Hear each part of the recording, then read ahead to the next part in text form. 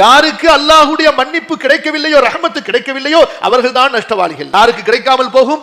யார் அல்லாஹ்விடத்திலே துஆ கேட்கவில்லையோ, மன்னிப்பு கேட்கவில்லையோ, யார் அல்லாஹ்வை ஆதரவு வைக்கவில்லையோ அவர்கள் தான் அல்லாஹ்வுடைய ரஹ்மத்திலிருந்து, அல்லாஹ்வுடைய மன்னிப்பிலிருந்து இழப்புக்கு ஆளாகுவார்கள். நூஹ் அலைஹிஸ்ஸலாத்து வஸ்ஸலாம் அல்லாஹ் தஆலா அவர்களுக்கு ஒரு வாக்கு கொடுத்திருந்தான். நூஹே, இந்த வெள்ள பிரளயத்தில் உமது குடும்பத்தை பாதுகாப்போம் என்று. ஆனால் நூஹ் நபியினுடைய மகனார் ஈமானை, இஸ்லாமை ஏற்காத காரணத்தால் வெள்ள பிரளயத்திலே மூழ்குகிறார்.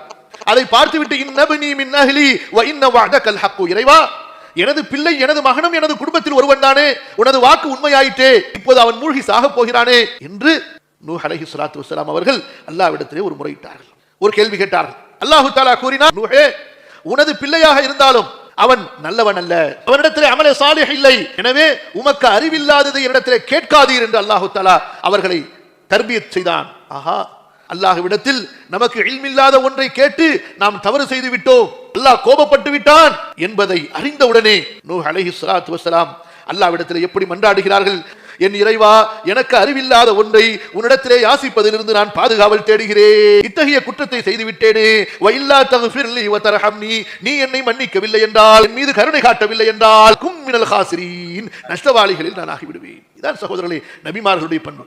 தவறு குற்றம் என்று தெரிந்தவுடனே அல்லாஹ்விடம் சரணடைந்து விடுவது.